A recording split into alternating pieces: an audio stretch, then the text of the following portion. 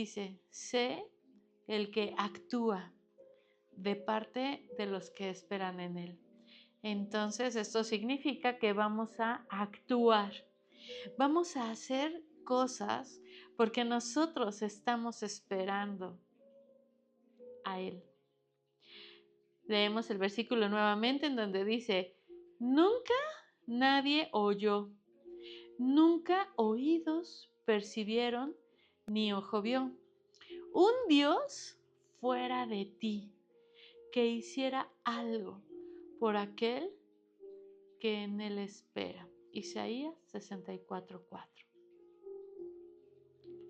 Isaías 64:4. La verdad es que sí me quiero ir a ver si hay algo en Isaías 64:4 como una descripción,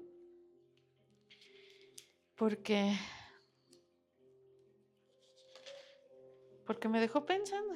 Dice, la apariencia de Dios es tan radiante que es como un fuego consumidor que quema todo a su paso.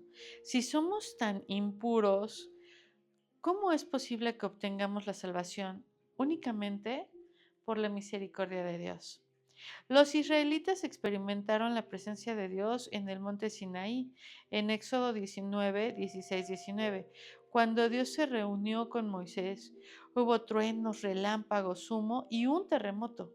Si Dios se reuniera con nosotros hoy en día, su gloria nos abrumaría, especialmente cuando miráramos nuestros propios trapos sucios.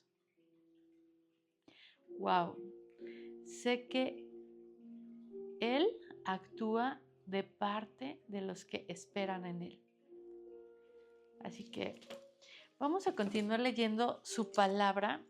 Oremos para que sea Dios quien nos dé ese discernimiento, esa sabiduría y todo lo que necesitemos. Vamos a hacerlo. Señor, yo te doy gracias porque tú nos permites leer tu palabra, Señor. Te pido en el nombre de Jesús que por favor tú seas quien nos revele lo que quieres que el día de hoy podamos entender. Te lo pido en el nombre de Jesús. Amén. Perfecto, bueno, pues vamos a seguir con Primera de Crónicas, del capítulo 16, del versículo 37 al capítulo 18, versículo 17. Continuamos leyendo en donde dice, adoración en Jerusalén y Gabaón. David dispuso que Asaí y sus hermanos levitas sirvieran continuamente ante el arca del pacto del Señor, encargados de hacer todo lo necesario cada día. En este grupo estaban como porteros Obed-edom, hijo de Jedutum, Josa y otros 68 levitas.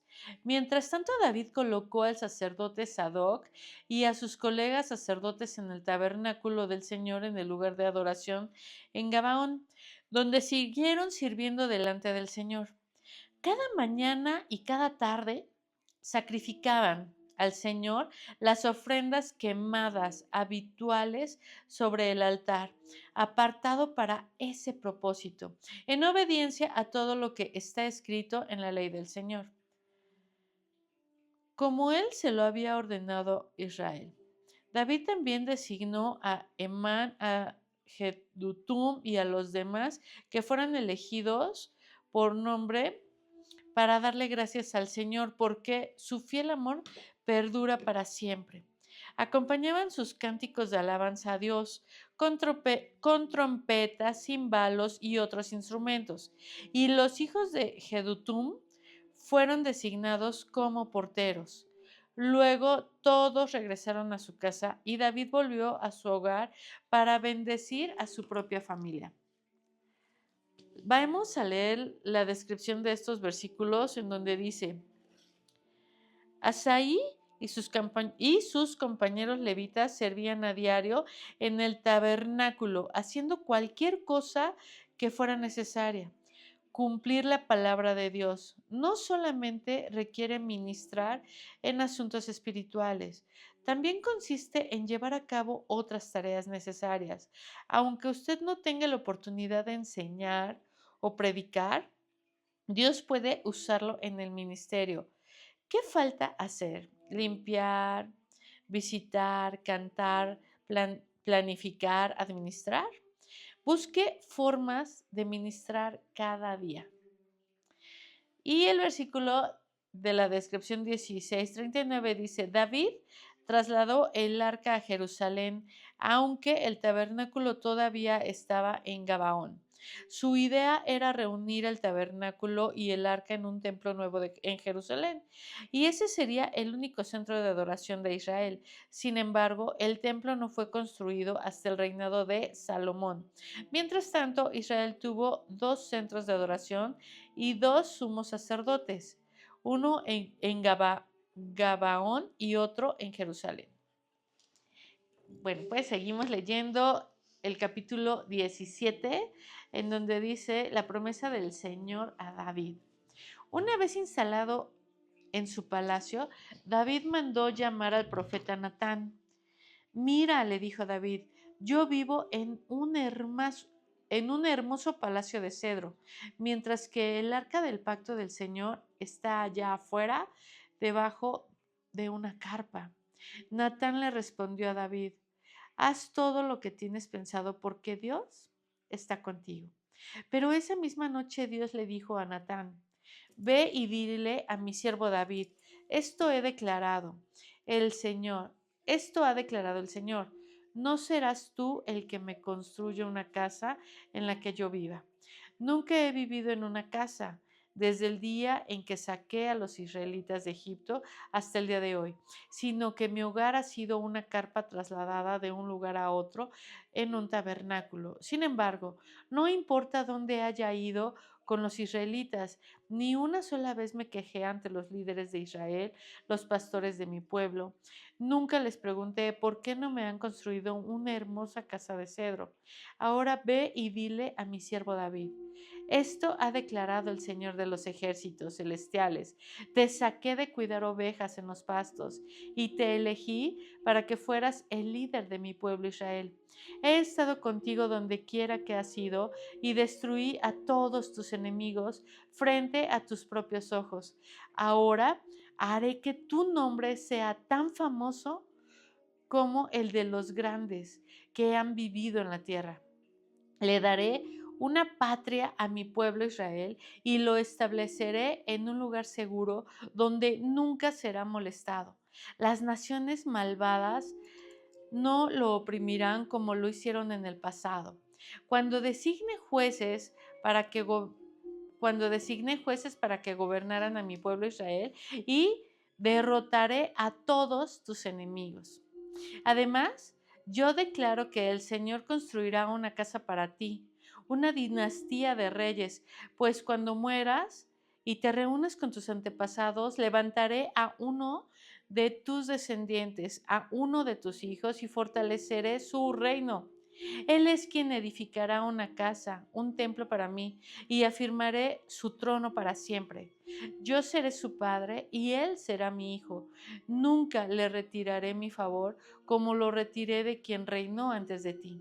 Lo confirmaré como rey sobre mi casa y sobre mi reino para siempre, y su trono estará seguro para siempre. Entonces Natán regresó a donde estaba David y repitió todo lo que el Señor le había dicho en la visión.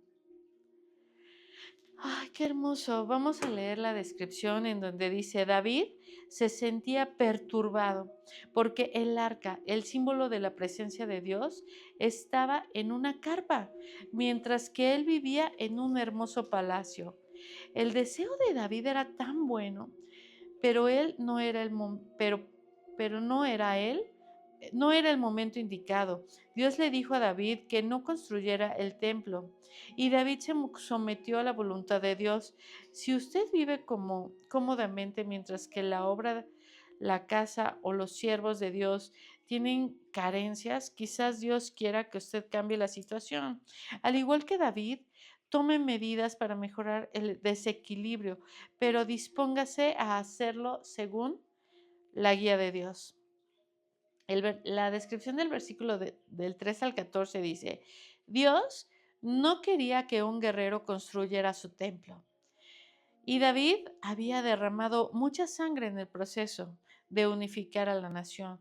Por lo tanto, el honor de construir el templo le tocaría a su hijo Salomón. David le entregaría a Salomón un reino en paz y unido, listo para comenzar la construcción de un hermoso templo. Dios prometió someter a los enemigos de David. Los capítulos describen cómo Dios cumplió su promesa.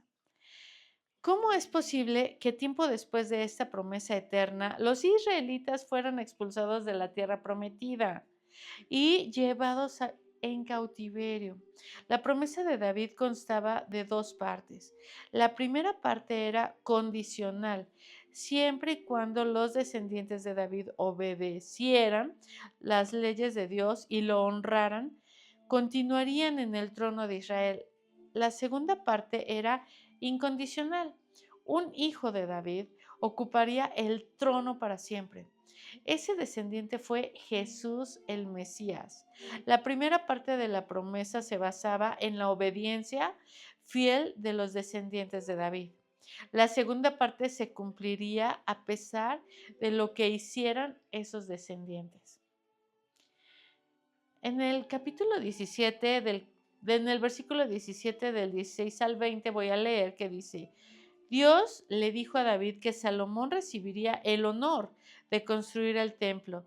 David respondió con gran humildad y, y no con resentimiento. Este rey, que había conquistado a sus enemigos y que era amado por su pueblo, dijo: ¿Quién soy yo para que me hayas traído hasta aquí? David reconoció que Dios era el verdadero rey. Dios también ha hecho mucho por nosotros y piensa hacer aún más. Al igual que David, debemos humillarnos y dar gloria a Dios diciendo: Oh Señor, no hay nadie como tú. Reaccionamos con humildad cuando Dios elige a otras personas para implementar nuestras ideas. Yo quisiera que tú contestaras porque también es una pregunta para mí. Justo digo, cuando Dios pone una idea en tu cabeza y de repente ves que otra persona lo está haciendo o lo va a hacer, o ¿cómo reaccionas tú? Porque aquí David dijo: Señor, pues, ¿quién soy yo? Ok, entonces aquí dice: David oró, humillándose, alabando a Dios, reconociendo las bendiciones de Dios y aceptando sus decisiones, promesas y mandatos. Muchas veces somos rápidos para hacerle peticiones a Dios y para contarle nuestros problemas, pero estos otros elementos de la oración pueden profundizar nuestra vida espiritual. Tome tiempo para alabar a Dios, para enumerar sus bendiciones y para afirmar su compromiso de cumplir lo que Él ha ordenado. Aquí dice que llegáramos al 17, entonces quiero decirte, en el versículo 15 dice: Entonces Natán regresó a donde estaba David y repitió todo lo que el Señor le había dicho en la visión. Entonces el rey David entró y se sentó delante del Señor y oró: ¿Quién soy yo, oh Señor Dios? ¿Y qué es mi familia para que me hayas traído hasta aquí? Y ahora, oh Dios, sumado a todo lo demás, hablas de darle a tu siervo una dinastía duradera. Hablas como si yo fuera una persona muy importante, oh Señor Dios. Y hasta aquí lo vamos a dejar, hasta aquí, con esta oración en donde en muy pocas palabras David reconoce que es Dios el que elige, el que reina, y que quiénes somos nosotros a veces para recibir tanta bendición delante de Él. A mí la verdad es que Dios me encanta porque Él siempre tiene para nosotros más de lo que imaginamos. Eso es algo que a mí me fascina. Voy a seguir leyendo el Salmo 10, del versículo 16 al 18. Y yo espero que estés disfrutando esta lectura. Cuando empecé a leer, la verdad es que sí me sorprendió mucho porque como que no entendí este salmo que tuvimos que repetir. Pero bueno, pues yo estoy segura de que si Dios nos da ese discernimiento y las personas que están viendo este video, me encantaría saber su opinión del Salmo, del versículo de Isaías 64, versículo 4. Capítulo 64, versículo 4. Vamos a leerlo. Es el del principio y después me ponen ahí en comentarios, ¿les parece bien? Mientras tanto, aquí la lectura del Salmo del día de hoy es Salmos, capítulo 10, del versículo 16 al 18. Entonces, Salmos 10, 16-18. A ver, déjenme leer cómo fue el de ayer. Salmos 10, del 1 al 15. Ahora solamente es cerrar el Salmo. Es que a veces leer la Biblia es tan rápido, porque yo te voy a decir que este Salmo dice capítulo 10 del Salmo, capítulo 16, versículo 16-18, dice, el Señor es Rey por siempre y para siempre. Las naciones paganas desaparecerán de la tierra. Señor, tú conoces las esperanzas de los indefensos. Ciertamente escucharás sus clamores y los consolarás.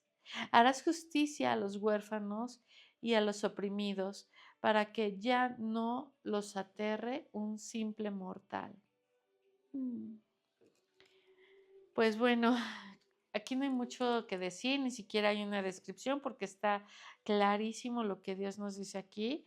El Señor es Rey por siempre y para siempre.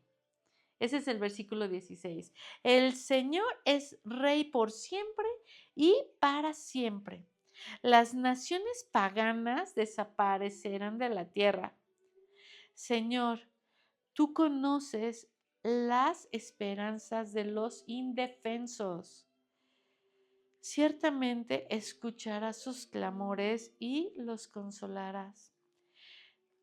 Muchas veces yo he tenido muchas cosas que pedirle a Dios en mi corazón, esa esperanza, y me he considerado indefensa. Dime tú cómo te has sentido. Aquí Dios dice que ciertamente escuchará sus clamores. Dios escucha lo que le pedimos y nos consuela. Esto es lo mejor de esto. Aquí dice, harás justicia a los huérfanos y a los oprimidos, para que ya no los aterre un simple mortal. Simples mortales, nada nos va a aterrar porque tenemos un Dios poderoso que hace justicia a los huérfanos. Nosotros somos huérfanos, yo soy. Mi papi falleció hace años, lo amo, mi mamá es su viuda, yo soy su huérfano. Y muchas veces dice, y a los oprimidos, ¿te has sentido algún día oprimido? ¿Sientes que te están oprimiendo? Bueno, pues aquí dice, para que Él nos hará justicia, para que ya no nos aterre un simple mortal. ¿De quién teme tu corazón? ¿Por qué temes si tenemos a un Dios precioso, poderoso, maravilloso? Ahora vamos con Proverbios, capítulo 19, del 8 al 9. Proverbios 19, 8 y 9, que dice, adquirir sabiduría es amarte a ti mismo. Los que atesoran el entendimiento prosperarán. El testigo falso no quedará sin castigo, y el mentiroso será destruido. Adquirir sabiduría es amarte a ti mismo. Ese es el versículo 8. Wow, los que atesoran el entendimiento prosperarán. Señor, danos sabiduría. Dios, gracias, porque sé que lo que tú nos estás diciendo aquí es que adquirir sabiduría es amarnos a nosotros mismos. Y los que atesoran el entendimiento prosperarán. Aquí se me vino un versículo en donde dice, amado, yo deseo que tú seas prosperado, así como prospera tu alma.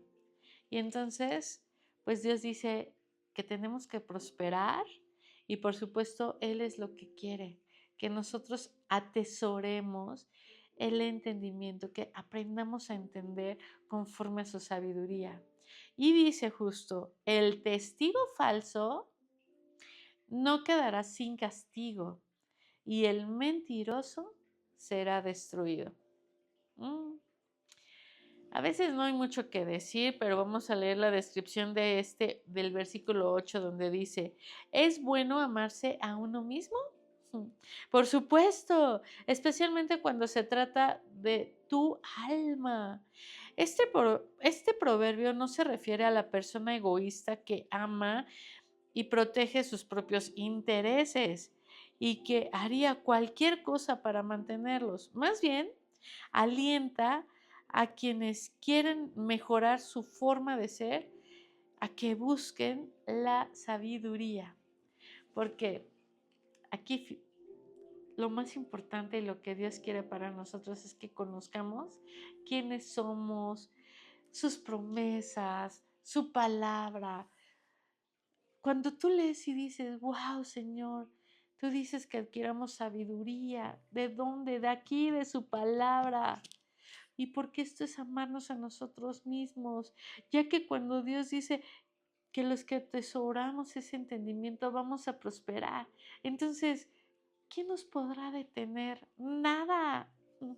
Y bueno, y muchas veces aquí tenemos temor de lo que digan las personas. Con este proverbio dice, el testigo falso no quedará sin castigo. Así es que no te olvides nunca que cuando hablen de ti, Dios dice también en su palabra que delante de ti caerán, porque lo hacen sin Él. Y aquí dice, no quedará sin castigo. Tratemos, por supuesto, también nosotros de entender esta palabra para que nosotros no caigamos en ser testigos falsos, ¿ok? Eso es importantísimo para evitar el castigo de Dios, que sabemos que quienes amamos a Dios, pues todas las cosas nos sirven para bien, pero evitemos caer en decir falsos testimonios. Y aquí dice, el mentiroso será destruido. Dios, líbranos de ser mentirosos, Señor. Y gracias porque tú permites que tengamos y que estemos refugiados en ti, sabiendo que si hay alguien que quiere levantar falso testimonio en contra de nosotros, tú, Señor, te encargarás de darle su castigo, así como al mentiroso, Señor, tú dices que será destruido. Y por supuesto nosotros no entramos ahí, porque esto es precisamente para evitar caer en esto, no ser testigos falsos, no decir mentiras, adquirir sabiduría por amor a nosotros, para que podamos atesorar ese entendimiento y ser prosperados. ¡Wow! ¡Qué increíble! Dios es precioso. Cuando yo leo su palabra, la verdad es que a mí me fascina recordar que tenemos un Dios que nos ha dejado muchas promesas y nos exhorta a mejorar cada día, a no quedarnos nada más como sin hacer nada. Vamos a leerla ahora, Romanos, del capítulo 2, del versículo 1 al 24. Dice, el juicio de Dios contra el pecado. Tal vez crees que puedes condenar a tales individuos, pero tu maldad es igual que la de ellos. Y no tienes ninguna excusa cuando dices que son perversos y merecen ser castigados. Te condenas a ti mismo, porque tú que juzgas a otros, también practicas las mismas. Ay, ya ven el proverbio que estábamos leyendo, las mismas cosas. Y sabemos que Dios en su justicia castigará a todos los que hacen tales cosas. Y tú, que juzgas a otros por hacer esas cosas, ¿cómo crees que podrás evitar el juicio de Dios cuando tú haces lo mismo? ¿No te das cuenta de lo bondadoso, tolerante y paciente que es Dios contigo? ¿Acaso eso no significa nada para ti? ¿No ves que la bondad de Dios es para guiarte a que te arrepientas y abandones tu pecado? Pero eres terco y te niegas a arrepentirte y a abandonar tu pecado. Por eso vas acumulando un castigo terrible para ti mismo, pues se acerca el día de la ira, en el cual se manifiesta un castigo terrible para ti mismo, pues se acerca el día de la ira en el cual se manifestará el justo juicio de Dios. Él juzgará a cada uno según lo que haya hecho. Dará vida eterna a los que siguen haciendo el bien, pues de esa manera demuestran que buscan la gloria, el honor y la inmortalidad que Dios ofrece, pero derramará su ira y enojo sobre los que viven para sí mismos, los que se niegan a obedecer la verdad y en cambio viven entregados a la maldad.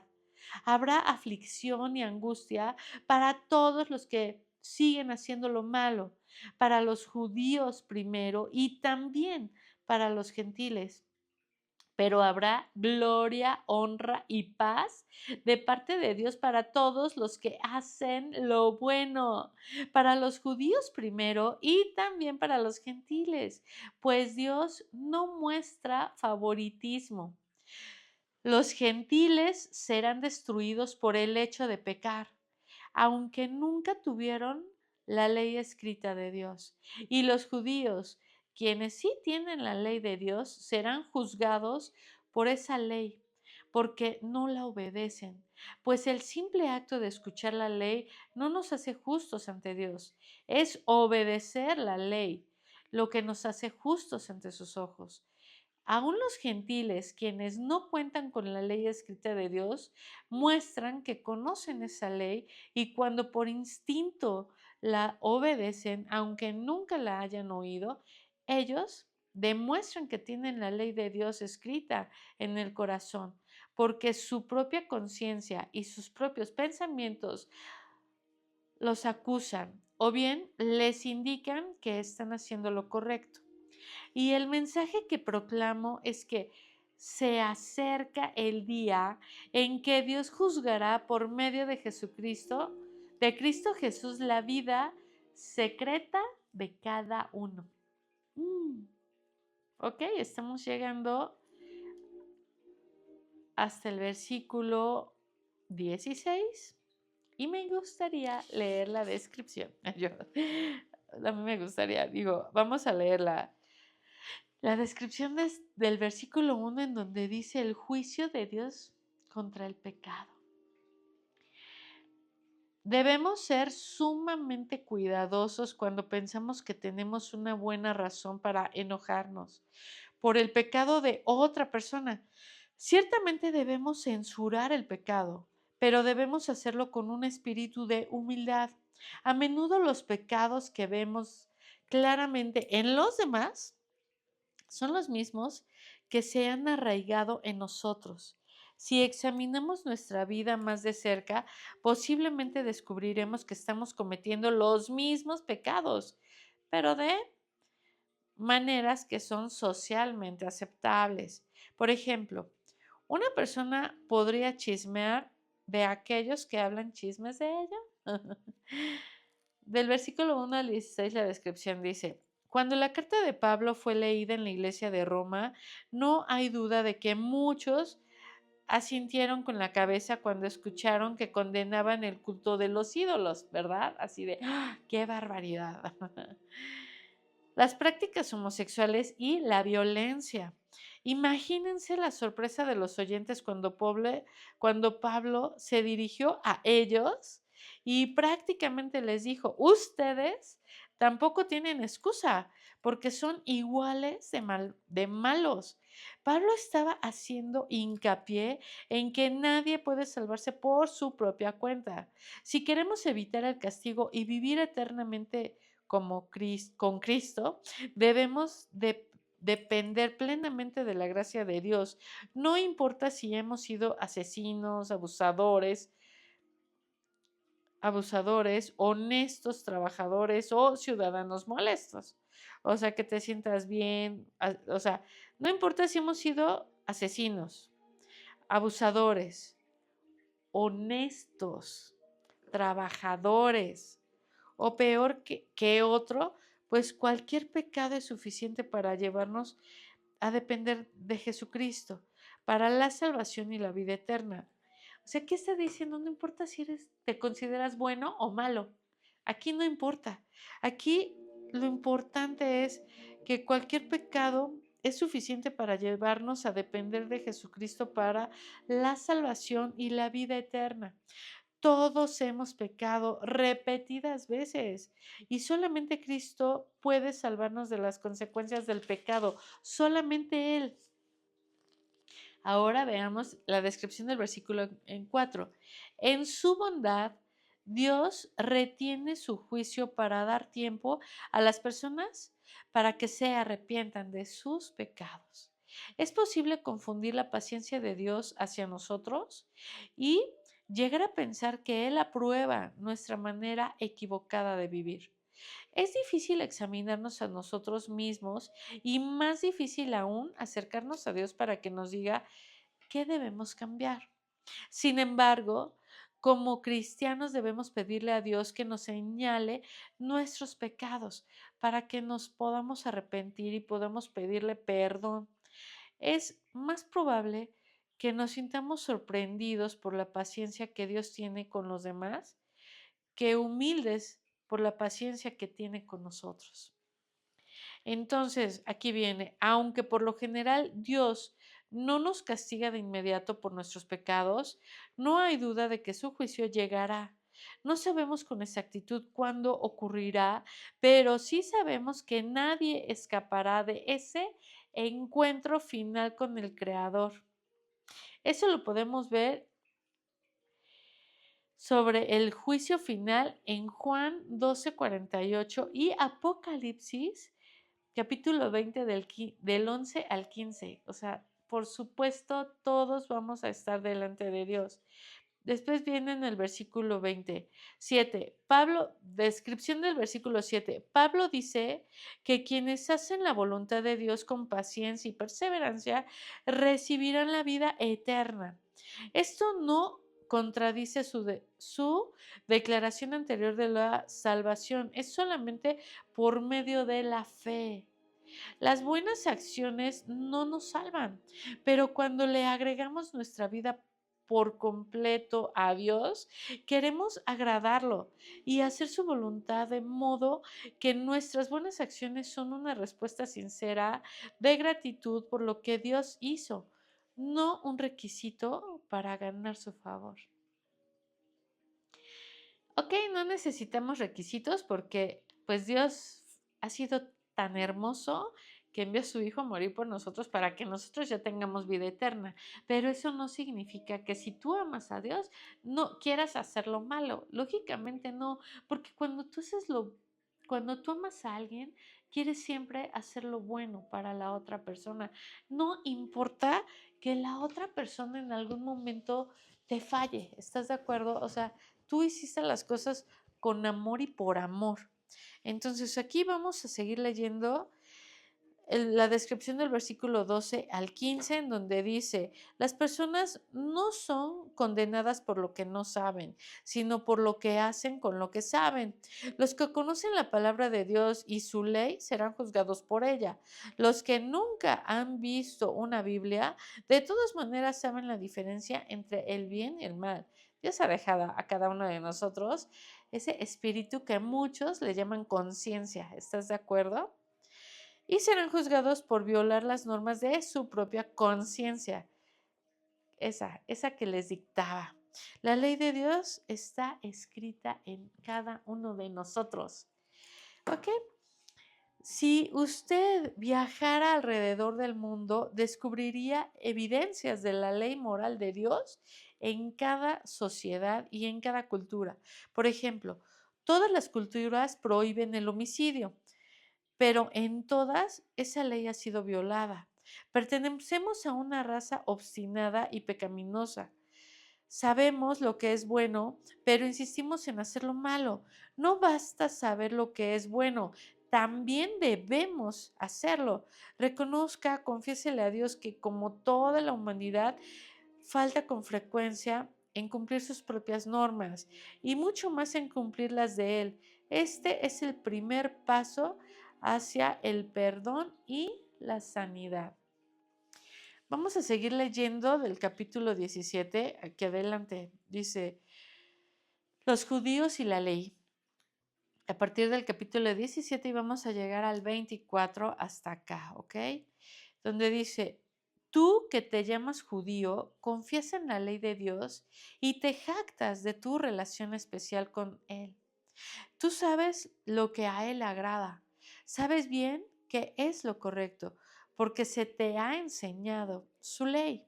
Estás convencido de que eres guía para los ciegos y luz para los que andan perdidos en la oscuridad. Piensas que puedes instruir al ignorante y enseñar a los niños los caminos de Dios, pues estás seguro de que la ley de Dios te da pleno conocimiento y toda la verdad. Ahora bien, si tú enseñas a otros, ¿por qué no te enseñas a ti mismo? Predicas a otros que no debe robar, pero tú robas. Dices que está mal cometer adulterio, pero tú cometes adulterio. Condenas la idolatría, pero tú usas objetos robados de los templos paganos. Te sientes muy orgulloso de conocer la ley, pero deshonras a Dios al quebrantarla. No es extraño que las escrituras digan, los gentiles blasfeman el nombre de Dios por causa de ustedes. Y hasta aquí llegamos. Imagínate que Dios le está diciendo eso a los judíos, a quienes dicen que se sienten maestros, que les dicen que no adulteren, pero adulteras, que condenan la idolatría, pero tú haces cosas malas, pero tú usas objetos robados de los templos paganos, etc. O sea, aquí Dios les habló directo. Vamos a leer esto. Pablo continúa su argumento de que todos somos culpables ante Dios después de describir el destino de los gentiles paganos que no creen. Pasa a reprender a los judíos. A pesar de su conocimiento de la voluntad de Dios, eran culpables porque se negaban a vivir de acuerdo con ella. De manera similar a aquellos que hemos crecido en familias cristianas, posiblemente sabemos lo que dice la palabra de Dios, pero si no vivimos de acuerdo con lo que sabemos, no estamos en mejores condiciones que los incrédulos. ¿Mm? Pablo les explicó a los judíos que en vez de enseñarles la ley a otros, necesitaban aprender a obedecerla ellos mismos. Conocían también la ley, que habían aprendido cómo justificar sus propias acciones. Mientras criticaban a los demás, habían dicho, Jesús había dicho Jesús, Marcos 7, 6, 13, leer y conocer la ley no es suficiente. La ley es más que un conjunto de reglas, es una pauta para vivir de acuerdo con la voluntad de Dios. También es un recordatorio de que no podemos agradar a Dios sin tener una relación correcta con Él.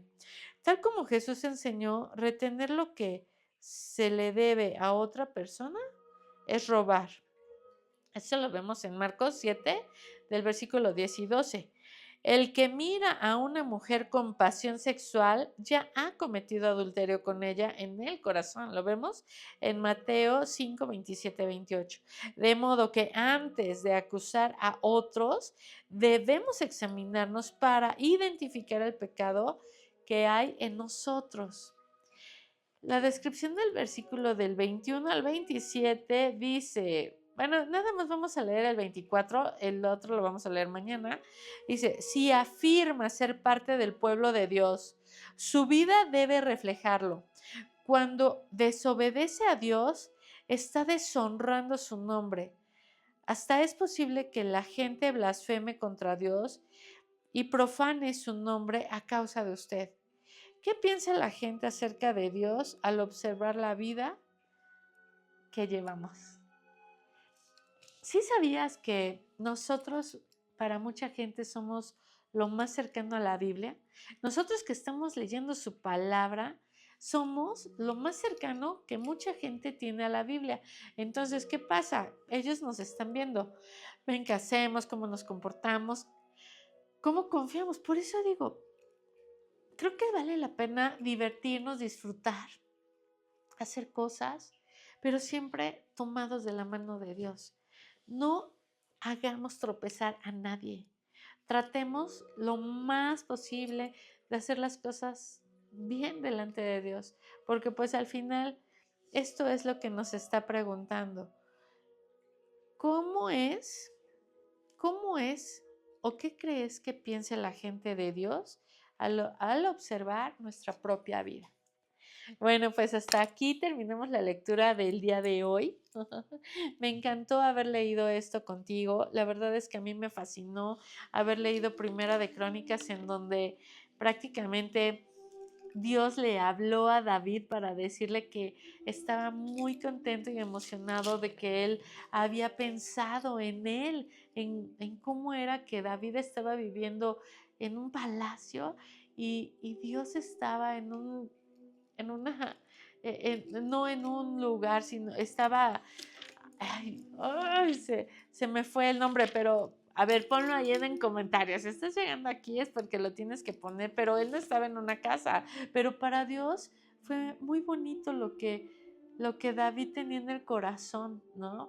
En una casa de campaña, casi casi era así como lo estaban transportando y todo, y Dios vio el corazón de David y dijo, ay, gracias, porque nadie había pensado en darme una casa a mí, ¿no? A pesar de todo, y fue por eso que Dios le dijo, ahora a ti te haré muy famoso, y aparte a tu hijo, y tu hijo Salomón será, wow. Y todo esto lo leemos en su palabra y me encanta todo lo que nos dice en el libro de Salmos, a ver si nos, a ver, vamos a ver, el libro de Salmos, el libro de Proverbios, el libro de Romanos, aquí, en donde prácticamente Dios nos está exhortando siempre a adquirir sabiduría, a no estar en chismes, a que veamos cómo es nuestra vida, a no estar juzgando a los demás, sino voltear a vernos, ¿no? Bueno, pues vamos a leer. Señor, yo te doy gracias por esta lectura. Gracias, Dios, porque tú nos has permitido conocer tu palabra y porque lo podemos hacer ahora de esta manera. Gracias por permitirme leer, transmitiendo esto, Señor, por este medio de este canal. Yo te doy gracias a ti por estar acompañándome en esta lectura. De verdad que Dios te bendiga y deseo con todo mi corazón que Dios te dé todo lo que quieres, los deseos más profundos de tu corazón y que Dios nos dé discernimiento, porque tenemos un Dios que no falla a quienes esperamos en Él. Te amamos, Señor, y muchas gracias por todo lo que nos das. Bendice nuestra vida en el nombre de Jesús. Amén. Muchas gracias y pues seguimos leyendo la Biblia. Te mando un fuerte abrazo.